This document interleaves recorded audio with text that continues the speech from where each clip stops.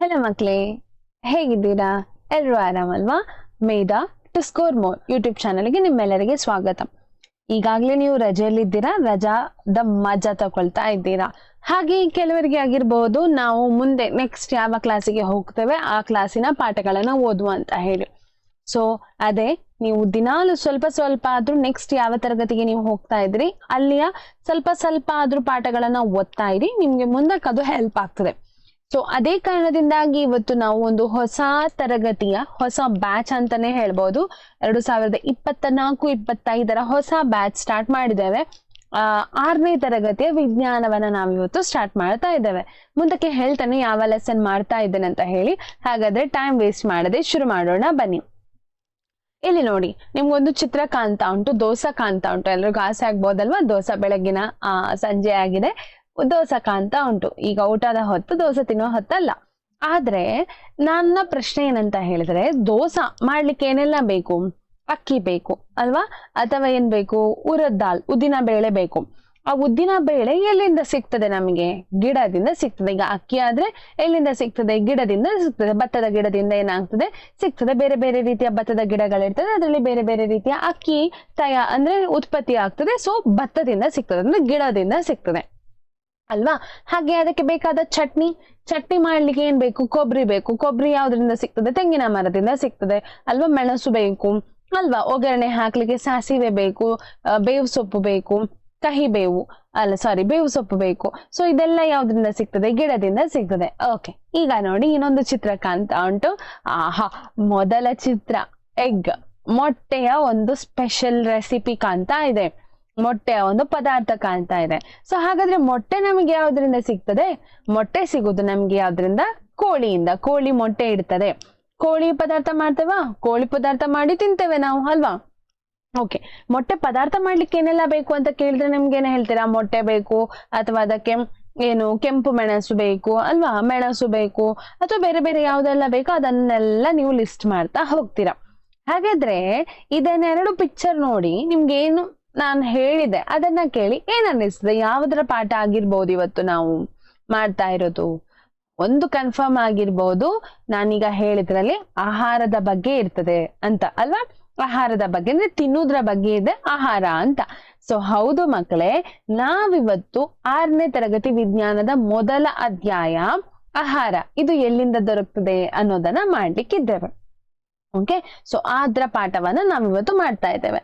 ಇನ್ನೊಂದು ಚಿತ್ರ ತೋರಿಸ್ತೇನೆ ನೋಡಿ. ಇಲ್ಲೊಂದು ಏನಿದೆ, ದೊಡ್ಡ ಥಾಲಿ ಕಾಣ್ತಾ ಉಂಟು. ಯಾವ್ದ್ರದು? ಭಾರತದ ಶೇಪ್ನ ಅಂದ್ರೆ ಭಾರತದ ಆಕಾರದ ಒಂದು ದೊಡ್ಡ ಏನು ಬಟ್ಟಲು ಕಾಣ್ತಾ ಉಂಟು. ಅದರಲ್ಲಿ ಬೇರೆ ಬೇರೆ ಭಾಗಗಳಲ್ಲಿ ಏನಿದೆ? ಬೇರೆ ಬೇರೆ ರೀತಿಯ ಆಹಾರ ಇದೆ. ಇದನ್ನ ನೋಡುವಾಗ ನಿಮ್ಗೆ ಏನನ್ನಿಸಿತು? ಹೌದು ಮಕ್ಕಳೇ, ಭಾರತದಲ್ಲಿ ಅಂದರೆ ಭಾರತ ಮಾತ್ರ ಅಂತಲ್ಲ, ಪ್ರಪಂಚದಲ್ಲಿ ಬೇರೆ ಬೇರೆ ಭಾಗಗಳಲ್ಲಿ ಬೇರೆ ಬೇರೆ ರೀತಿಯ ಆಹಾರವನ್ನ ಸೇವಿಸ್ತಾರೆ. ಎಲ್ಲರೂ ಒಂದೇ ರೀತಿಯ ಆಹಾರವನ್ನ ಏನ್ ಮಾಡೋದಿಲ್ಲ, ಸೇವಿಸುವುದಿಲ್ಲ. ಈಗ ನಮ್ಮ ಕರ್ನಾಟಕನೇ ತಗೊಳ್ಳೋಣ. ಕರ್ನಾಟಕದಲ್ಲಿ ದಕ್ಷಿಣ ಭಾಗದಲ್ಲಿ, ದಕ್ಷಿಣ ಕನ್ನಡ ಏನಿದೆ ಅಲ್ಲಿ ನಾವು ಹೆಚ್ಚಾಗಿ ರೈಸ್ ಅಂದ್ರೆ ಕುಚ್ಚಲಕ್ಕಿಯನ್ನ ಊಟ ಮಾಡ್ತೇವೆ. ಅದೇ ಸ್ವಲ್ಪ ನಾರ್ತಿಗೆ ಹೋದ್ರೆ ಬೆಳ್ತಕ್ಕಿಯನ್ನ ಊಟ ಮಾಡ್ತಾರೆ ಅಲ್ವಾ? ಇನ್ನು ಕೆಲವು ಕಡೆಗಳಲ್ಲಿ ಜೋಳದ ರೊಟ್ಟಿ ಮಾಡಿ ತಿಂತಾರೆ, ಕೆಲವರು ರಾಗಿ ಮುದ್ದೆ ಮಾಡಿ ತಿಂತಾರೆ ಅಲ್ವಾ? ಬೇರೆ ಬೇರೆ ರೀತಿಯ ಆಹಾರವನ್ನ ನಾವೇನ್ ಮಾಡ್ತೇವೆ? ಸೇವಿಸ್ತೇವೆ. ನಮ್ಮ ಆಹಾರ ಪದ್ಧತಿ ಬೇರೆ ಬೇರೆ ಆಗಿದೆ. ಅದು ಯಾಕೆ ಬೇರೆ ಬೇರೆ ಆಗಿದೆ? ನಾವು ವಾಸಿಸುವ ಯಾವುದ್ರ ಮೇಲೆ? ನಾವು ವಾಸಿಸುವ ಸ್ಥಳದ ಮೇಲೆ ಮತ್ತು ಅಲ್ಲಿನ ಹವಾಮಾನದ ಮೇಲೆ, ಅಂದ್ರೆ ಅಂದಾಜಿನ ಮೇಲೆ, ವಾಸಿಸುವ ಸ್ಥಳ ಮತ್ತು ಹವಾಮಾನದ ಮೇಲೆ ಏನಾಗಿದೆ? ನಾವು ತಿನ್ನುವಂತ ಆಹಾರ ಕೂಡ ಏನಾಗಿದೆ? ಒಂದು ಅಲ್ಲಿ ಅದಕ್ಕೆ ಹೊಂದಿಕೊಂಡಿರ್ಬೇಕು ಅಲ್ವಾ? ಅದನ್ನೇ ನಾನೀಗ ಹೇಳ್ತಾ ಇದ್ದೇನೆ. ನಾವು ಬೆಳೆಯಲು ಮತ್ತು ನಮ್ಮ ದೇಹಕ್ಕೆ ಶಕ್ತಿಯನ್ನು ಪೂರೈಸಲು ನಮಗೆ ಆಹಾರ ಬೇಕು. ಆಹಾರವನ್ನ ನಾವೇನ್ ತಿಂತೇವೆ, ಇದೆರಡನ್ನ ಸರಿದೂಗಿಸ್ಲಿಕ್ಕೋಸ್ಕರ ಏನ್ ತಿಂತೇವೆ, ನಮ್ಮ ಬೆಳವಣಿಗೆಗೆ ಮತ್ತು ನಮ್ಮ ಶಕ್ತಿ ಬೇಕು ಅಂತ ಹೇಳಿ ನಾವೇನ್ ತಿಂತೇವೆ ಅದನ್ನೇ ನಾವೇನಂತ ಹೇಳ್ತೇವೆ? ಆಹಾರ ಅಂತ ಹೇಳ್ತೇವೆ. ಹಾಗೆಲ್ಲ ನಾವೆಲ್ಲರೂ ಒಂದೇ ರೀತಿ ಆಹಾರವನ್ನು ತಿಂತೇವಾ? ಇಲ್ಲ.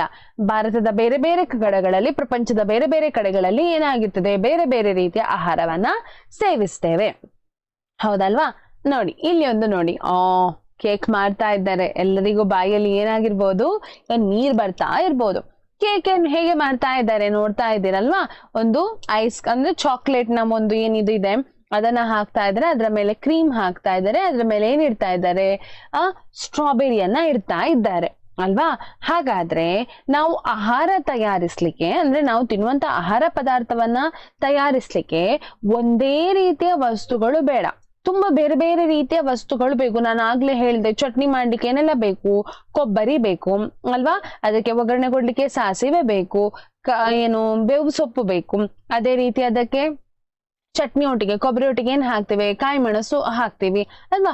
ಸೊ ಇಷ್ಟೆಲ್ಲ ಆ ಪದಾರ್ಥಗಳು ಬೇಕು.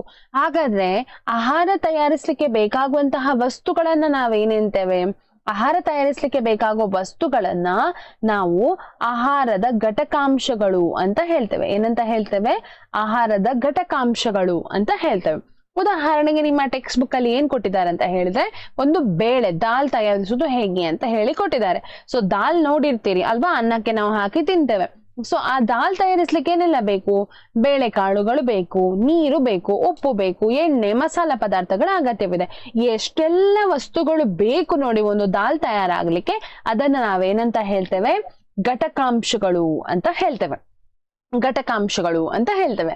ಹಾಗಾದರೆ ಆಹಾರ ಮತ್ತು ಅದರ ಮೂಲ ಏನು? ಈಗ ನಾವು ಆಹಾರ ಅಂದ್ರೆ ಏನಂತ ತಿಳ್ಕೊಂಡ್ವಿ, ಘಟಕಾಂಶಗಳು ಅಂತ ಏನಂತ ತಿಳ್ಕೊಂಡ್ವಿ. ಹಾಗಾದ್ರೆ ಆಹಾರದ ಮೂಲ ಯಾವುದು? ಆಹಾರ ನಮ್ಗೆ ಎಲ್ಲಿಂದ ಸಿಗ್ತದೆ? ನಾವು ಮೊದಲೇ ನೋಡಿದ ಹಾಗೆ ಆಹಾರ ನಮಗೆ ಸಸ್ಯ ಮೂಲಗಳಿಂದ ಸಿಗಬಹುದು ಅಥವಾ ಪ್ರಾಣಿ ಮೂಲಗಳಿಂದ ಸಿಗಬಹುದು. ಈಗ ಭತ್ತ ಅಂದ್ರೆ ಅಕ್ಕಿ, ಗೋಧಿ, ಬೇಳೆಕಾಳುಗಳು ಸಸ್ಯ ಮೂಲಗಳಿಂದ ಸಿಗುವುದಾದ್ರೆ, ಅದೇ ರೀತಿ ಮೊಟ್ಟೆ, ಮಾಂಸ, ಮೀನು ಇವೆಲ್ಲ ಪ್ರಾಣಿ ಮೂಲಗಳಿಂದ ಸಿಗ್ತದೆ ಅಲ್ವಾ. ನಮಗೆ ಆಹಾರ ತಯಾರಿಸಲಿಕ್ಕೆ ದವಸ ಧಾನ್ಯ, ಹಣ್ಣು, ತರಕಾರಿಗಳು ಇವೆಲ್ಲವೂ ಯಾವುದು, ಸಸ್ಯಗಳಿಂದಲೇ ಸಿಗುವಂತ ಕಾರಣ ಇವುಗಳೆಲ್ಲವೂ ಸಸ್ಯ ಮೂಲಗಳು. ಹಾಲು, ಹಾಲಿನ ಉತ್ಪನ್ನಗಳು ಅಂದ್ರೆ ಕ್ರೀಮ್ ಆಗಿರ್ಬಹುದು, ಬೆಣ್ಣೆ ಆಗಿರ್ಬಹುದು, ಮತ್ತೆ ತುಪ್ಪ ಆಗಿರ್ಬಹುದು, ಮೊಸರು ಆಗಿರಬಹುದು, ಇವೆಲ್ಲವೂ ಪ್ರಾಣಿಗಳಿಂದ, ಹಾಲಿನಿಂದ ಸಿಗ್ತದೆ. ಹಾಲು ಯಾವುದರಿಂದ ಸಿಗ್ತದೆ? ದನ ಕೊಡ್ತದೆ, ಎಮ್ಮೆ ಕೊಡ್ತದೆ ಅಲ್ವಾ. ಸೊ ಇವು ಏನು ಪ್ರಾಣಿಗಳಾಗಿದೆ. ಹಾಗಾಗಿ ಇದೇನಾಗಿದೆ, ಪ್ರಾಣಿ ಮೂಲಗಳು ಆಗಿದೆ. ಆಹಾರ ನಮಗೆ ಎರಡು ವಿಧದಲ್ಲಿ ಸಿಗ್ತದೆ. ಒಂದು ಯಾವುದರಿಂದ, ಒಂದು ಸಸ್ಯ ಮೂಲಗಳಿಂದ, ಮತ್ತೊಂದು ಯಾವುದರಿಂದ, ಪ್ರಾಣಿ ಮೂಲಗಳಿಂದ. ಆಹಾರ ಎರಡು ರೀತಿಯಲ್ಲಿ ಸಿಗ್ತದೆ. ಇದೆಲ್ಲ ಕೆಲವು ಪಿಕ್ಚರ್ಸ್ ನೋಡಿ ಸಸ್ಯ ಮೂಲಗಳಿಂದ ಮತ್ತು ಪ್ರಾಣಿ ಮೂಲಗಳಿಂದ ಸಿಗುವಂತಹ ಕೆಲವು ವಸ್ತುಗಳನ್ನ ಇಲ್ಲಿ ಕೊಟ್ಟಿದ್ದಾರೆ. ನಿಮ್ಗೊಂದು ಎಕ್ಸಾಂಪಲ್ಗೆ ಅಷ್ಟು ನೋಡಿಕೊಳ್ಳಿ. ಓಕೆ, ಕಾಣ್ಲಿಕ್ಕೆ ಸಿಗ್ತದೆ. ಮಿಲ್ಕ್ ಪ್ರಾಡಕ್ಟ್ಸ್ ಅಂತ ಬಂದಿದ್ದಾರೆ. ಗೀ ಅಂದ್ರೆ ತುಪ್ಪ, ಬೆಣ್ಣೆ ಅಲ್ವಾ, ಚೀಸ್, ಕರ್ಡ್ ಅಂದ್ರೆ ಮೊಸರು, ಸೊ ಹಾಗೆ ಮಿಲ್ಕ್ ಅಂದ್ರೆ ಬೇರೆ, ಎಗ್, ಮೀಟ್ ಅಂತ ಹೇಳಿದ್ರೆ ಮಾಂಸ, ಅದೆಲ್ಲವೂ ಏನದು ಪ್ರಾಣಿಗಳಿಂದ. ಹಾಗೆ ತರಕಾರಿಗಳು, ಹಣ್ಣುಗಳು ಸಸ್ಯ ಮೂಲಗಳಿಂದ ಸಿಗುವಂತಹದ್ದು. ಹಾಗಾದರೆ ಸಸ್ಯ ಮೂಲಗಳ ಬಗ್ಗೆ ನಾವೀಗ ಮಾತಾಡೋದಾದ್ರೆ, ಸಸ್ಯದ ಯಾವ ಭಾಗಗಳನ್ನೆಲ್ಲ ನಾವು ತಿಂತೇವೆ? ಯಾವ ಭಾಗಗಳನ್ನ ತಿಂತೇವೆ ನೋಡ್ಲಿಕ್ಕೆ ಹೋದ್ರೆ, ಸಸ್ಯದ ಎಲ್ಲಾ ಭಾಗಗಳನ್ನ ನಾವು ಏನಾಗಿ ಬಳಸ್ತೇವೆ? ಆಹಾರವಾಗಿ ಬಳಸ್ತೇವೆ. ಉದಾಹರಣೆಗೆ ನಾನು ಹೇಳ್ತೇನೆ ಕೇಳಿ. ಬಾಳೆ ಗಿಡ ನೋಡಿರ್ತೀರಿ, ಎಲ್ಲರೂ ನೋಡಿರ್ತೀರಿ, ಬಾಳೆಹಣ್ಣು ತಿಂದಿರ್ತೀರಿ ನೋಡಿ. ಆ ಬಾಳೆ ಗಿಡದ ಕಾಂಡ ಏನಿದೆ, ಆ ದಿಂಡು ಏನು ಹೇಳ್ತೇವೆ, ಅದನ್ನು ನಾವು ಪದಾರ್ಥ ಮಾಡಿ ತಿಂತೇವೆ ಅಲ್ವಾ. ಅದೇ ರೀತಿ ಎಲೆಯನ್ನ ನಾವು ಊಟಕ್ಕೆ ಬಳಸ್ತೇವೆ. ಓಕೆ, ಅದನ್ನ ತಿನ್ನುವುದಿಲ್ಲ, ಊಟಕ್ಕೆ ಬಳಸ್ತೇವೆ. ಅದೇ ಅದ್ರಲ್ಲಿ ಹೂ ಆಗ್ತದಲ್ವಾ. ಇದ್ ನೋಡಿ, ಈ ಚಿತ್ರ ಕಾಣ್ತಾ ಇದೆಯಾ, ಹೂ ಆಗ್ತದಲ್ವಾ. ಆ ಹೂವನ್ನು ಕೂಡ ಪದಾರ್ಥ ಮಾಡ್ತಾರೆ, ಪಲ್ಯ ಮಾಡ್ತಾರೆ. ಅದರಿಂದ ಕಾಯಿ ಆಗ್ತದೆ, ಹಣ್ಣಾಗ್ತದೆ. ಕಾಯಿಯನ್ನು ಪದಾರ್ಥ ಮಾಡ್ತಾರೆ, ಹಣ್ಣಾದ್ರೆ ನಾವು ಏನಂತ ತಿಂತೇವೆ? ಹಣ್ಣಾಗಿ ಸೇವಿಸ್ತೇವೆ. ಸೊ ಬಾಳೆ ಗಿಡದ ಒಂದಕ್ಕಿಂತ ಹೆಚ್ಚು ಭಾಗಗಳನ್ನು ನಾವೇನಾಗಿ ಆಹಾರವಾಗಿ ಬಳಸ್ತೇವೆ. ಅದೇ ರೀತಿ ಸಾಸಿವೆ ಗಿಡದ ಸಾಸಿವೆಯನ್ನು ನಾವು ಒಗ್ಗರಣೆಗೆ ಬಳಸಿದ್ರೆ ಅದರ ಎಲೆಗಳನ್ನ ಪಲ್ಯ ಮಾಡಿ ತಿಂತೇವೆ. ಕೆಲವು ಸಸ್ಯಗಳು ಏನಾಗ್ತದೆ ಅಂತ ಹೇಳಿದ್ರೆ, ಅವುಗಳ ಹೂಗಳನ್ನು ಕೂಡ ಬಳಸ್ತೇವೆ, ಮತ್ತೆ ಕೆಲವುದ್ರ ಹಣ್ಣನ್ನ ಬಳಸ್ತೇವೆ, ಕಾಂಡಗಳನ್ನ ಬಳಸ್ತೇವೆ, ಬೇರುಗಳನ್ನ ಬಳಸ್ತೇವೆ. ಬೇರು ಯಾವುದು ಅಂತ ಹೇಳಿ ತಿಳ್ಕೊಂಡ್ರೆ, ಕ್ಯಾರೆಟ್ ನೆನಪುಂಟಾ? ಕ್ಯಾರೆಟ್, ಬೀಟ್ರೂಟ್ ಅಲ್ವಾ. ಬೀಟ್ರೂಟ್ ಮತ್ತು ಕ್ಯಾರೆಟ್ಗಳು ಬೇರುಗಳೇ ಅವುಗಳು ಅಲ್ವಾ. ಬೇರುಗಳನ್ನ ನಾವೇನ್ ತಿಂತೇವೆ ನಾವು. ಸೊ ಹಾಗಾಗಿ ಏನಾಗಿದೆ, ಆಹಾರವಾಗಿ ಸಸ್ಯದ ಎಲ್ಲಾ ಭಾಗಗಳನ್ನ ನಾವು ಉಪಯೋಗಿಸ್ತೇವೆ. ಹಾಗಾದ್ರೆ ಸಸ್ಯದ ಭಾಗಗಳು ಯಾವುದು? ನಿಮ್ಗೆ ಗೊತ್ತಿದೆ, ಸಸ್ಯಕ್ಕೆ ಎರಡು ಮೂಲವಾಗಿ ಸಸ್ಯದ ಇಡೀ ದೇಹವನ್ನ ಎರಡು ವ್ಯವಸ್ಥೆಯಾಗಿ ನಾವು ವಿಂಗಡಿಸ್ತೇವೆ. ಒಂದು ಭೂಮಿಯಿಂದ ಮೇಲಿರುವಂತಹದ್ದು, ಮತ್ತೊಂದು ಭೂಮಿಯಿಂದ ಕೆಳಗಿರುವಂತಹದ್ದು. ಭೂಮಿಯಿಂದ ಮೇಲಿರುವುದನ್ನ ನಾವು ಕಾಂಡದ ವ್ಯವಸ್ಥೆ ಅಂತ ಹೇಳ್ತೇವೆ. ಕಾಂಡದ ವ್ಯವಸ್ಥೆ ಅಂತ ಹೇಳ್ತೇವೆ. ಭೂಮಿಯಿಂದ ಕೆಳಗಿರುವುದನ್ನ ನಾವು ಯಾವುದು ಅಂತ ಹೇಳ್ತೇವೆ? ಬೇರಿನ ವ್ಯವಸ್ಥೆ ಅಂತ ಹೇಳ್ತೇವೆ. ಬೇರಿನ ವ್ಯವಸ್ಥೆ ಅಂತ ಹೇಳ್ತೇವೆ. ಸೊ ಬೇರಿನಲ್ಲಿ 2 ರೀತಿ ಬೇರುಗಳು ಇರ್ತದೆ, ತಾಯಿ ಬೇರು ಮತ್ತು ಪ್ರಾಥಮಿಕ ಬೇರುಗಳು ಅಂತ ಹೇಳಿ. ತಾಯಿ ಬೇರು ಮತ್ತು ಪ್ರಾಥಮಿಕ ಬೇರುಗಳು. ಪ್ರಾಥಮಿಕ ಬೇರುಗಳಂದ್ರೆ ಒಂದು ಮೇನ್ ಬೇರು ಇರ್ತದೆ, ಅದ್ರ ಒಟ್ಟಿಗೆ ಸಣ್ಣ ಸಣ್ಣ ಬೇರುಗಳು ಬರ್ತದೆ. ಒಂದು ಮೇನ್ ಬೇರು ಇದ್ರೆ ಆ ಸಣ್ಣ ಸಣ್ಣ ಬೇರುಗಳು ಪ್ರಾಥಮಿಕ ಬೇರುಗಳು. ಈ ಮೇನ್ ಬೇರನ್ನ ತಾಯಿ ಬೇರು ಅಂತ ಹೇಳ್ತೇವೆ. ಮತ್ತೆ ಮೇಲಿನ ಕಾಂಡದ ವ್ಯವಸ್ಥೆಯಲ್ಲಿ ನಮ್ಗೆ ಏನ್ ಸಿಗ್ತದೆ ನೋಡ್ಲಿಕ್ಕೆ? ಎಲೆ ಸಿಗ್ತದೆ ಅಲ್ವಾ? ಅದೇ ರೀತಿ ಕಾಂಡ ಸಿಗ್ತದೆ, ಹಣ್ಣು ಸಿಗ್ತದೆ, ಹಣ್ಣು ಅಥವಾ ತರಕಾರಿ ಏನಿದೆ ಅದು ಸಿಗ್ತದೆ. ಇಲ್ಲಿ ನಾನೊಂದು ಬೇರೆ ಫ್ಲವರ್ ಕಾಣ್ತಾ ಇಲ್ಲ, ಒಂದು ಸಣ್ಣ ಹೂ ಮಾಡ್ತೇನೆ, ಸಣ್ಣದು, ಜಸ್ಟ್ ನೋಡಿ, ನಿಮ್ಗೆ ಹೂ ಇಲ್ಲ ಅದಕ್ಕೋಸ್ಕರ. ಹೂ ಇರ್ತದೆ ಅಲ್ವಾ? ಹೂವನ್ನ ನಾವು ತಿಂತೇವೆ. ಅದೇ ರೀತಿ ಸಣ್ಣ ಸಣ್ಣ ಏನು ಬರ್ತದೆ ಗಿಡಗಳ ಮಧ್ಯದಲ್ಲಿ ಅಥವಾ ಗೆಲ್ಲುಗಳ ಮಧ್ಯದಲ್ಲಿ ಏನು ಕಾಣ್ಲಿಕ್ಕೆ ಸಿಗ್ತದೆ, ಇದನ್ನ ಗಿಣ್ಣು ಅಂತ ಹೇಳ್ತೇವೆ. ಸೊ ಗಿಣ್ಣು ಅಂತ ಹೇಳಿದ್ರೆ ಹಾಲಿನದು, ಗೆಣ್ಣು ಅಂತ ಅಲ್ಲಿ ಇತ್ತು. ಸೊ ಗಿಣ್ಣು, ಆಯ್ತಾ? ಗೆಣ್ಣು ಅಂತ ಬರಿತೇನೆ, ಗೆಣ್ಣು ಅಂತ ಹೇಳ್ತೇವೆ. ಸೊ ಇವೆಲ್ಲವೂ ಏನಾಗಿದೆ? ಸಸ್ಯದ ಬೇರೆ ಬೇರೆ ಭಾಗಗಳು. ನೆನಪಿಟ್ಕೊಳ್ಳಿ, ಕಾಂಡದ ವ್ಯವಸ್ಥೆ ಮತ್ತು ಬೇರಿನ ವ್ಯವಸ್ಥೆ. ಬೇರಿನಲ್ಲಿ 2 ವಿಧ, ಒಂದು ಮೇನ್ ಬೇರು, ಅದನ್ನ ತಾಯಿ ಬೇರು ಅಂತ ಹೇಳ್ತೇವೆ. ಹಾಗೆ ಸಣ್ಣ ಸಣ್ಣ ಬೇರುಗಳನ್ನ ಪ್ರಾಥಮಿಕ ಬೇರುಗಳು ಅಂತ ಹೇಳ್ತೇವೆ. ಮತ್ತೆ ಕಾಂಡ ಸಿಗ್ತದೆ, ಮತ್ತೆ ಗೆಲ್ಲುಗಳು ಬರಿಬಹುದು ಅದನ್ನ, ಎಲೆ, ಮತ್ತೆ ಏನು ಹಣ್ಣು, ಗೆಣ್ಣು, ಹೂ, ಇದೆಲ್ಲವೂ ಏನಾಗಿದೆ? ಸಸ್ಯದ ಬೇರೆ ಬೇರೆ ಭಾಗಗಳು. ನೀವೀಗ 6ನೇ ತರಗತಿಯಲ್ಲಿ ಇದ್ದೀರಿ, 2ನೇ 3ನೇ ತರಗತಿಯಲ್ಲಿ ಇಲ್ಲ. ಹಾಗಾಗಿ ಸಸ್ಯಗಳನ್ನ ಮಾಡಿ ಮಾಡಿ ಮಾಡಿ ಅಭ್ಯಾಸ ಆಗಿರ್ತದೆ. ಸೊ ಹೆಚ್ಚಿಗೆ ಅದ್ರ ಬಗ್ಗೆ ಹೇಳಲಿಕ್ಕೆ ಹೋಗುದಿಲ್ಲ. ಓಕೆ, ಈಗ ಸಸ್ಯದ ಬಗ್ಗೆ ನಿಮ್ಗೆ ಗೊತ್ತಾಗಿರ್ಬಹುದು. ಬೇರು ಯಾವ್ದು ತಿಂತೇವೆ, ಕಾಂಡ ಯಾವ್ದನ್ನ ತಿಂತೇವೆ? ಕಾಂಡದ ಆಹಾರವಾಗಿ ನಾವು ಬಟಾಟೆ ತಿಂತೇವೆ ಅಲ್ವಾ? ಕಾಂಡವೇ ಅದು, ಅದು ಕಾಂಡವೇ. ಹಾಗೆ ಬಾಳೆ ದಿಂಡು ಅಂತ ಹೇಳಿದ್ದು ಕಾಂಡವೇ, ಅದನ್ನ ತಿಂತೇವೆ ನಾವು. ಸೊ ಅದು. ಮತ್ತೆ ಹಣ್ಣುಗಳು ನಿಮ್ಗೆ ಗೊತ್ತಿರ್ಬೋದು ಯಾವ್ದೆಲ್ಲ ಹಣ್ಣುಗಳನ್ನ ತಿಂತೇವೆ, ತರಕಾರಿಗಳನ್ನ ತಿಂತೇವೆ. ಎಲೆ, ಸೊಪ್ಪು ತಿಂತೇವೆ, ಹರಿವೆ ಸೊಪ್ಪು ತಿಂತೇವೆ, ಬಸಳೆ ಸೊಪ್ಪು ತಿಂತೇವೆ. ಸೊ ಇದೆಲ್ಲವೂ ಎಲೆಗಳು, ಅವುಗಳನ್ನ ನಾವೇನ ತಿಂತೇವೆ. ಹಾಗೆ ಹೂಕೋಸು, ಕ್ಯಾಬೇಜ್ ಎಲೆ, ಅದು ಹೂಕೋಸು. ಕಾಲಿಫ್ಲವರ್ ಏನ್ ಹೇಳ್ತೇವೆ ಅದು ಹೂ ಅಲ್ವಾ, ಅದನ್ನ ತಿಂತೇವೆ. ಹಾಗೆಯೇ ನಾವು ಪಂಪ್ಕಿನ್ ಅಂದ್ರೇನು? ಕುಂಬಳಕಾಯಿಯ ಹೂವನ್ನು ಕೂಡ, ಹಳದಿ ಬಣ್ಣದ ಹೂವನ್ನು ಕೂಡ ನಾವೇನ್ ಮಾಡ್ತೇವೆ? ಪಲ್ಯ ಮಾಡ್ತೇವೆ. ಸೊ ಅದನ್ನ ನಾವು ತಿಂತೇವೆ. ಓಕೆ, ಅದನ್ನು ಬಿಟ್ರೆ ಬೀಜಗಳನ್ನ ನಾವು ದವಸ ಧಾನ್ಯಗಳಾಗಿ ತಿಂತೇವೆ.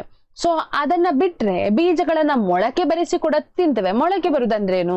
ನೀವು ನೋಡಿ, ನೀವು ಬೀಜಗಳನ್ನ ತೆಗೆದು ಅಮ್ಮ ಏನ್ ಮಾಡ್ತಾರೆ, ಪದಾರ್ಥ ಮಾಡ್ಬೇಕಾದ್ರೆ ನೀರಲ್ಲಿ 1 ದಿವಸ ಹಾಕಿರ್ತಾರೆ, ಮತ್ತೆ ರಾತ್ರಿ ತೆಗೆದು ಒಂದು ಒದ್ದೆ ಬಟ್ಟೆಯಲ್ಲಿ ಅದನ್ನ ಕಟ್ಟಿ ಇಡ್ತಾರೆ. ಮರುದಿನ ಬೆಳಿಗ್ಗೆ ನೋಡುವಾಗ ಆ ಬೀಜಗಳಲ್ಲಿ ಒಂದು ಬಿಳಿ ಬಣ್ಣದ ಬಂದಿರ್ತದೆ, ನಿಮ್ಗೆ ಚಿತ್ರದಲ್ಲಿ ಕಾಣ್ತಾ ಇರಬಹುದು.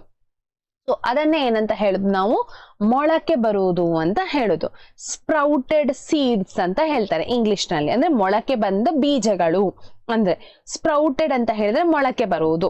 ಆಯ್ತಾ? ಆ ಮೊಳಕೆ ಬರುವ ಆಹಾರವನ್ನ ನಾವು ಏನ್ ಮಾಡ್ತೇವೆ? ತಿಂತೇವೆ, ಪದಾರ್ಥ ಮಾಡ್ತೇವೆ. ಹಾಗೆ ಅದಕ್ಕೆ ಸ್ವಲ್ಪ ಮಸಾಲೆಗಳನ್ನ ಆಡ್ ಮಾಡಿದ್ರೆ, ಅಂದ್ರೆ ಹಾಕಿದ್ರೆ, ಮಸಾಲ ಪದಾರ್ಥಗಳನ್ನ ಹಾಕಿದ್ರೆ ಅದನ್ನ ಲಘು ಆಹಾರವಾಗಿ ಕೂಡ ನಾವೇನ್ ಮಾಡ್ತೇವೆ? ಸೇವಿಸ್ತೇವೆ. ಆಯ್ತಾ? ಲಘು ಆಹಾರವಾಗಿ ಕೂಡ ನಾವೇನ ಮಾಡ್ತೇವೆ? ಸೇವಿಸ್ತೇವೆ. ಅದನ್ನು ಬಿಟ್ರೆ ಜೇನುತುಪ್ಪ ಗೊತ್ತಿದೆಯಾ? ಜೇನುತುಪ್ಪ ಎಲ್ಲರಿಗೆ ಬಾಯಲ್ಲಿ ನೀರ್ ಬರ್ಬೋದು ಈಗ ಜೇನುತುಪ್ಪ ನೋಡಿದಾಗ ಅಲ್ವಾ? ಸೊ ಜೇನುತುಪ್ಪ ಕೂಡ ಇದು ಸಸ್ಯ ಮೂಲಗಳಿಂದ ಬಂದ ಆಹಾರವೇ ಆಗಿದೆ. ಹೇಗೆ ಅಂತ ಹೇಳ್ತೀರಾ? ನೀವು ಜೇನು ಹುಳ ನೋಡಿರ್ತೀರಿ ಅಲ್ವಾ? ಜೇನು ಹೇಗೆ ಎಲ್ಲಿರ್ತದೆ? ಹೆಚ್ಚಾಗಿ ಹೂವಿನ ಸುತ್ತಲೂ ಸುತ್ತಾ ಇರ್ತದೆ ಅಲ್ವಾ? ಅದನ್ನ ಏನ್ ಮಾಡ್ತದೆ? ಹೂವಿನ ಸುತ್ತಲೂ ಸುತ್ತಿಕೊಂಡು ಹೂವಿನಲ್ಲಿರುವ ಸಿಹಿಯಾದ ರಸ ಏನಿದೆ ಅದನ್ನ ನಾವು ಮಕರಂದ ಅಂತ ಹೇಳ್ತೇವೆ. ಏನಂತ ಹೇಳ್ತೇವೆ? ಮಕರಂದ ಅಂತ ಹೇಳ್ತೇವೆ. ಸಿಹಿಯಾದ ರಸವನ್ನ ಹೀರಿಕೊಳ್ತದೆ. ಆ ಹೀರಿಕೊಂಡ ರಸವನ್ನ ಹೋಗಿ ಗೂಡಿನಲ್ಲಿ ಶೇಖರಣೆ ಮಾಡಿ ಇರ್ತದೆ ಅದು. ಆಯ್ತಾ? ಆ ಶೇಖರಣೆ ಮಾಡಿದ ಆಹಾರವೇ ಏನಾಗಿದೆ? ಜೇನುತುಪ್ಪ ಆಗಿದೆ. ಅದನ್ನ ನಾವು ತಿಂತೇವೆ ಅಲ್ವಾ? ಹಾಗಾದ್ರೆ ಈ ಜೇನುತುಪ್ಪ ಬಂದದೆಲ್ಲಿಂದ? ಸಸ್ಯ ಮೂಲಗಳಿಂದ. ಹಾಗಾಗಿ ಜೇನುತುಪ್ಪ ಏನಾಗಿದೆ? ಇದು ಪ್ರಾಣಿ ಮೂಲಗಳಿಂದ ಬಂದ ಆಹಾರ ಅಲ್ಲ, ಸಸ್ಯ ಮೂಲಗಳಿಂದ ಬಂದ ಆಹಾರ. ಅದು ಕೂಡ ನಾವು ಸೇವಿಸ್ತೇವೆ. ಓಕೆ, ಇದಿಷ್ಟು ಸಸ್ಯಗಳ ಬಗ್ಗೆ ಆದ್ರೆ, ಹಾಗಾದ್ರೆ ಪ್ರಾಣಿಗಳು ಏನನ್ನ ತಿಂತದೆ? ಪ್ರಾಣಿಗಳು ಬೇರೆ ಬೇರೆ ರೀತಿಯ ಪ್ರಾಣಿಗಳು ಇರ್ತದೆ. ಆಹಾರ ಪದ್ಧತಿ ಕೂಡ, ಪ್ರಾಣಿಗಳ ಆಹಾರ ಪದ್ಧತಿ ಕೂಡ ಅದೇ ರೀತಿಯಾಗಿ ಇರ್ತದೆ. ನಾವೀಗ ಮನುಷ್ಯರ ಬಗ್ಗೆ ಮಾತಾಡ್ತಾ ಇಲ್ಲ, ಬೇಯಿಸಿ ತಿನ್ನುವುದನ್ನ ಮಾತಾಡ್ತಾ ಇಲ್ಲ. ಎಲ್ಲ ಪ್ರಾಣಿಗಳನ್ನ ಒಟ್ಟಾಗಿ ಸೇರಿಸಿ ಮಾತಾಡ್ತಾ ಇದ್ದೇವೆ. ಸೊ ಎಲ್ಲಾ ಪ್ರಾಣಿಗಳು ಯಾವ ರೀತಿ ಆಹಾರವನ್ನ ಸೇವಿಸ್ತದೆ ಅಂತ ಹೇಳಿದ್ರೆ, ಕೆಲವು ಪ್ರಾಣಿಗಳು ಕೇವಲ ಸಸ್ಯ ಮತ್ತು ಸಸ್ಯದ ಉತ್ಪನ್ನಗಳನ್ನ ಅವಲಂಬಿಸಿದೆ. ಇನ್ನು ಕೆಲವು ಪ್ರಾಣಿಗಳು ಬೇಟೆಯಾಡಿ ಸಣ್ಣ ಪುಟ್ಟ ಪ್ರಾಣಿಗಳನ್ನ ಕೊಂದು ತಿಂತದೆ. ಇನ್ನು ಕೆಲವು ಪ್ರಾಣಿಗಳು ಏನ್ ತಿಂತದೆ, ಆಚೆಗೆ ಸಸ್ಯ ಮೂಲಗಳಿಂದ ಸಿಗುವ ಆಹಾರವನ್ನ ತಿಂತದೆ, ಈಚೆಗೆ ಪ್ರಾಣಿ ಮೂಲಗಳಿಂದ ಸಿಗುವ ಆಹಾರವನ್ನ ಕೂಡ ತಿಂತದೆ. ಸೊ ಪ್ರಾಣಿಗಳಲ್ಲಿ 3 ರೀತಿಯ ಭಕ್ಷಕರಿದ್ದಾರೆ. ಭಕ್ಷಕರು ಅಂತ ಹೇಳಿದ್ರೆ ತಿನ್ನುವವರು, ಆಯ್ತಾ? ಭಕ್ಷಕರು ಇದ್ದಾರೆ, ಭಕ್ಷಕರು. ಓಕೆ, 3 ರೀತಿಯ ಭಕ್ಷಕರು ಯಾರೆಲ್ಲ ಹಾಗಾದ್ರೆ? ಮೊದಲಿಗೆ ಸಸ್ಯಾಹಾರಿಗಳು. ಒಂದನೆಯದಾಗಿ ಯಾರು? ಸಸ್ಯಾಹಾರಿಗಳು. ಸಸ್ಯಗಳನ್ನ ಮಾತ್ರ ತಿನ್ನುವವರು ಅಥವಾ ಸಸ್ಯದ ಉತ್ಪನ್ನಗಳನ್ನು ಮಾತ್ರ ತಿನ್ನುವವರನ್ನ ಸಸ್ಯಾಹಾರಿಗಳು ಅಂತ ಹೇಳ್ತೇವೆ, ಆಯ್ತಾ? ಹಸು, ಎಮ್ಮೆ, ಜಿಂಕೆ, ಆನೆ ಇವೆಲ್ಲವೂ ಏನಾಗಿದೆ, ಹುಲ್ಲುಗಳನ್ನ ಅಥವಾ ಮರದ ಎಲೆಗಳನ್ನ ತಿನ್ನುವಂತಹದ್ದು, ಅಲ್ವಾ? ಸಣ್ಣ ಸಣ್ಣ ಗಿಡಗಳನ್ನ ತಿನ್ನುವಂತಹದ್ದು. ಸೊ ಅವುಗಳು ಅದನ್ನು ಮಾತ್ರ ತಿಂತದೆ, ಪ್ರಾಣಿಗಳನ್ನ ಬೇಟೆಯಾಡಿ ತಿನ್ನುವುದಿಲ್ಲ. ಸೊ ಇವರೆಲ್ಲರನ್ನ ಏನಂತ ಕರಿತೇವೆ ನಾವು? ಸಸ್ಯಾಹಾರಿಗಳು ಅಂತ ಹೇಳ್ತೇವೆ. ಹಾಗಾದರೆ ಇನ್ನು ಕೆಲವು ಪ್ರಾಣಿಗಳಿದೆ, ಬೇಟೆಯಾಡಿ ತಿಂತದೆ, ಕೊಂದು ತಿಂತದೆ, ಅಲ್ವಾ? ಅಂತಹ ಪ್ರಾಣಿಗಳನ್ನ ಮಾಂಸಾಹಾರಿಗಳು ಅಂತ ಹೇಳ್ತೇವೆ. ಉದಾಹರಣೆಗೆ ಹುಲಿ, ಸಿಂಹ, ಚಿರತೆ ಇತ್ಯಾದಿ ಪ್ರಾಣಿಗಳು ನಿಮ್ಗೆ ಗೊತ್ತಿರ್ತದೆ. ಅದೇ ರೀತಿ ಇನ್ನು ಕೆಲವು ಪ್ರಾಣಿಗಳಿದೆ, ನಾನು ಆಗಲೇ ಹೇಳಿದೆ, ಸಸ್ಯ ಮೂಲಗಳಿಂದ ಕೂಡ ಬಂದ ಆಹಾರವನ್ನ ಸೇವಿಸ್ತಾರೆ, ಹಾಗೆ ಪ್ರಾಣಿ ಮೂಲಗಳಿಂದ ಬಂದ ಆಹಾರವನ್ನ ಕೂಡ ಸೇವಿಸ್ತಾರೆ. ಅವುಗಳನ್ನ ನಾವು ಮಿಶ್ರಹಾರಿಗಳು ಅಂತ ಹೇಳ್ತೇವೆ. ಏನಂತ ಹೇಳ್ತೇವೆ? ಮಿಶ್ರಹಾರಿಗಳು ಅಂತ ಹೇಳ್ತೇವೆ. ಉದಾಹರಣೆಗೆ ನಾಯಿ, ಮನೆಯಲ್ಲಿ ಸಾಕುವ ನಾಯಿ ಸಸ್ಯದ ಪದಾರ್ಥ ಅಂದ್ರೆ ವೆಜ್ ಆದ್ರೂ ಓಕೆ ತಿಂತದೆ, ಅದೇ ರೀತಿ ನಾನ್ ವೆಜ್ ಆದ್ರೂ ತಿಂತದೆ, ಆಯ್ತಾ? ಹಾಗೆ ಕರಡಿ, ಮಾನವ, ಕಾಗೆ ಇತ್ಯಾದಿ ಪ್ರಾಣಿಗಳು. ಸೊ ಇಲ್ಲಿಗೆ ಈ ಪಾಠ ಮುಗೀತದೆ. ಪಾಠ ಇಷ್ಟೇ, ಸಣ್ಣದು. ಆಹಾರ ಎಲ್ಲಿಂದ ಸಿಗ್ತದೆ? ಸಸ್ಯ ಮೂಲಗಳಿಂದಲ ಅಥವಾ ಪ್ರಾಣಿ ಮೂಲಗಳಿಂದಲ? ಮತ್ತೆ ಸಸ್ಯದ ಯಾವೆಲ್ಲ ಭಾಗಗಳನ್ನ ನಾವು ತಿಂತೇವೆ, ಮತ್ತೆ ಇರುವಂತಹದ್ದು ಪ್ರಾಣಿಗಳು ಏನನ್ನ ತಿಂತದೆ, ಅದು ಯಾವ ವಿಧಗಳು, ಪ್ರಾಣಿಗಳ ಆಹಾರ ಒಂದು ಸೇವಿಸುವ ರೀತಿಯನ್ನ ನೋಡಿ ಹೇಗೆ ನಾವು ವಿಂಗಡಿಸಬಹುದು ಅಂತ ಹೇಳಿ. ಸಸ್ಯಾಹಾರಿಗಳು, ಮಾಂಸಾಹಾರಿಗಳು ಅಥವಾ ಸರ್ವಭಕ್ಷಕರು ಅಂತ ಹೇಳ್ತಾರೆ. ಇದನ್ನ ಮಿಶ್ರಹಾರಿಗಳನ್ನ ಇನ್ನೊಂದು ಹೆಸರಿನಿಂದ ಕರೀತಾರೆ ಸರ್ವಭಕ್ಷಕರು, ಆಯ್ತಾ? ಅಥವಾ ಮಿಶ್ರಹಾರಿಗಳು ಅಂತ ಕೂಡ ಅಂತ ಹೇಳ್ತೇವೆ. ಸೊ ಇವಿಷ್ಟು ಈ ಪಾಠ ಮೊದಲನೆಯ ಪಾಠ. ಹಾಗಾದ್ರೆ ಪಾಠ ಸಣ್ಣದಿರುವ ಕಾರಣ ಅಭ್ಯಾಸದ ಪ್ರಶ್ನೋತ್ತರಗಳನ್ನ ಕೂಡ ನಾವಿವತ್ತು ನೋಡೋಣ. ಯಾವಾಗ್ಲೂ ಹೀಗಿರುವುದಿಲ್ಲ, ಅಭ್ಯಾಸದ ಪ್ರಶ್ನೋತ್ತರಗಳನ್ನ ಬೇರೆ ವಿಡಿಯೋ ಮಾಡಿ ಹಾಕ್ತೇನೆ. ಈ ಪಾಠ ಸಣ್ಣದಿರುವ ಕಾರಣ ಒಂದೇ ವಿಡಿಯೋದಲ್ಲಿ ಮುಗಿಸಿ ಬಿಡುವ ಇದನ್ನ. ಮತ್ತೆ ಅದರಲ್ಲಿ ಇರುವಂತಹ ಪ್ರಶ್ನೆಗಳು ಕೂಡ ಕೇವಲ 4 ಇರುವಂತಹದ್ದು. ಸೊ ಓಕೆ, ಮೊದಲ ಪ್ರಶ್ನೆ, ಎಲ್ಲಾ ಜೀವಿಗಳಿಗೆ ಒಂದೇ ರೀತಿಯ ಆಹಾರ ಬೇಕು ಎಂದು ನೀವು ಕಂಡುಕೊಂಡಿದ್ದೀರಾ? ಇಲ್ಲ ಅಲ್ವಾ? ಎಲ್ಲಾ ಜೀವಿಗಳು ಒಂದೇ ರೀತಿ ಆಹಾರ ಸೇವಿಸದ? ಇಲ್ಲ. ಆಹಾರದ ಅವಶ್ಯಕತೆ ಬದಲಾಗ್ತಾ ಇರ್ತದೆ ಜೀವಿಯಿಂದ ಜೀವಿಗೆ. ಆಹಾರದ ಅವಶ್ಯಕತೆಗಳ ಆಧಾರದ ಮೇಲೆ ಜೀವಿಗಳನ್ನ 3 ವರ್ಗಗಳಾಗಿ ನಾವು ವಿಂಗಡಿಸ್ತೇವೆ. ಯಾವುದೆಲ್ಲ? ಒಂದು ಸಸ್ಯಾಹಾರಿಗಳು, ಸಸ್ಯಗಳನ್ನು ಮಾತ್ರ ತಿನ್ನುವಂತಹ ಪ್ರಾಣಿಗಳು. ಮತ್ತೊಂದು ಮಾಂಸಾಹಾರಿಗಳು, ಮಾಂಸಗಳನ್ನ ಮಾತ್ರ ತಿನ್ನುವಂತಹ ಪ್ರಾಣಿಗಳು. ಮತ್ತೊಂದು ಸರ್ವಭಕ್ಷಕರು ಅಥವಾ ಮಿಶ್ರಹಾರಿಗಳು, ಅಂದ್ರೆ ಎಲ್ಲವನ್ನ ತಿನ್ನುವಂತ ಪ್ರಾಣಿಗಳು, ಆಯ್ತಾ? ಇದನ್ನ ನಿಮ್ಮ ನೋಟ್ಸ್ ಅಲ್ಲಿ ಬರೆದು ತಗೊಳ್ಬಹುದು, ಅಥವಾ ನಿಮ್ಮದೊಂದು ಬುಕ್ ಮಾಡಿ, ರಫ್ ಬುಕ್ ಮಾಡಿ, ಸೊ ಅದನ್ನ ಬರೀರಿ. ನಾವು ತಿನ್ನುವ 5 ಸಸ್ಯಗಳು ಮತ್ತು ಅವುಗಳ ಭಾಗಗಳನ್ನ ಹೆಸರಿಸಿ. ಸೊ ಇಲ್ಲಿ ಕೆಲವು ಸಸ್ಯಗಳು ಮತ್ತು ಅದರ ತಿನ್ನಬಹುದಾದ ಭಾಗಗಳನ್ನ ಕೊಟ್ಟಿದ್ದಾರೆ. ಕ್ಯಾರೆಟ್ ಅದು ಬೇರು, ಆಯ್ತಾ? ಬೇರು. ಬಟಾಣಿ ಅದು ಬೀಜ. ಸೇಬು ಅದು ಹಣ್ಣು. ಹೂಕೋಸು ಅದು ಹೂವಾಗಿದೆ. ಎಲೆಕೋಸು ಏನಾಗಿದೆ? ಹಣ್ಣಾಗಿದೆ. ಎಲೆಕೋಸು ಬಿಟ್ಟು ನೀವು ಇಲ್ಲಿ ಹರಿವೆ ಅಂತ ಕೂಡ ಬರಿಬಹುದು. ಹರಿವೆ ಬರಿಬಹುದು, ಬಸಳೆ ಬರಿಬಹುದು.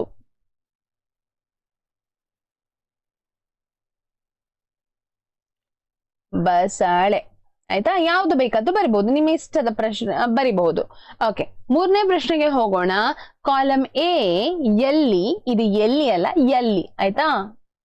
ಎಲ್ಲಿ ಕೊಟ್ಟಿರುವ ಅಂಶಗಳನ್ನ ಕಾಲಂ ಬಿ ನಲ್ಲಿರುವ ಅಂಶಗಳೊಂದಿಗೆ ಹೊಂದಿಸಿ ಅಂತ ಹೇಳಿ. ಮೊಸರು, ಪನೀರ್, ತುಪ್ಪ, ಆಯ್ತಾ?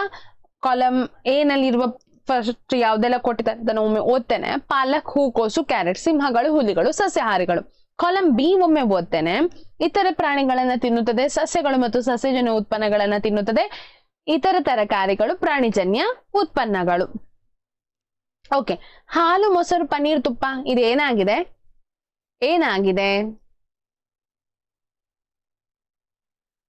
ಪ್ರಾಣಿಜನ್ಯ ಉತ್ಪನ್ನಗಳು. ಇದು ಪ್ರಾಣಿಜನ್ಯ ಉತ್ಪನ್ನಗಳು.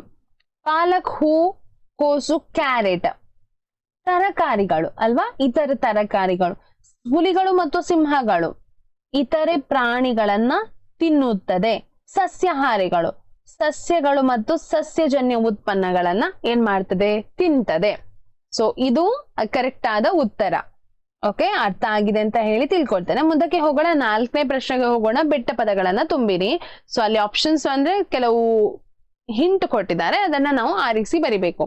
ಹುಲಿಯು ಡ್ಯಾಶ್, ಏಕೆಂದ್ರೆ ಇದು ಮಾಂಸವನ್ನು ಮಾತ್ರ ತಿನ್ನುತ್ತದೆ. ಹುಲಿಯು ಮಾಂಸಾಹಾರಿ, ಇದು ಮೊದಲನೆಯದಕ್ಕೆ ಉತ್ತರ. ಇಲ್ಲಿ ಮಾಂಸಾಹಾರಿ ಬರಿಬೇಕು, ಮಾಂಸಾಹಾರಿ. ಜಿಂಕೆಯು ಸಸ್ಯ ಉತ್ಪನ್ನಗಳನ್ನು ಮಾತ್ರ ತಿನ್ನುತ್ತದೆ, ಆದ್ದರಿಂದ ಇದು ಸಸ್ಯಾಹಾರಿ. ಏನಾಗಿದೆ, ಇದು ಸಸ್ಯಾಹಾರಿ. ಗಿಳಿಯು ಡ್ಯಾಶ್ ಉತ್ಪನ್ನಗಳನ್ನ ಮಾತ್ರ ತಿಂತದೆ, ಸಸ್ಯ ಉತ್ಪನ್ನಗಳನ್ನ ಮಾತ್ರ ತಿಂತದೆ. ಹಸುಗಳು, ಎಮ್ಮೆಗಳು ಮತ್ತು ಮೇಕೆಗಳಿಂದ ದೊರೆತ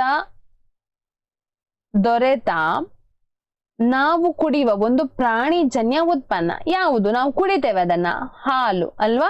ದನ, ಹಸು ಎಲ್ಲ ಏನ್ ಮಾಡ್ತದೆ, ಹಾಲನ್ನ ನಮ್ಗೆ ಕೊಡ್ತದೆ.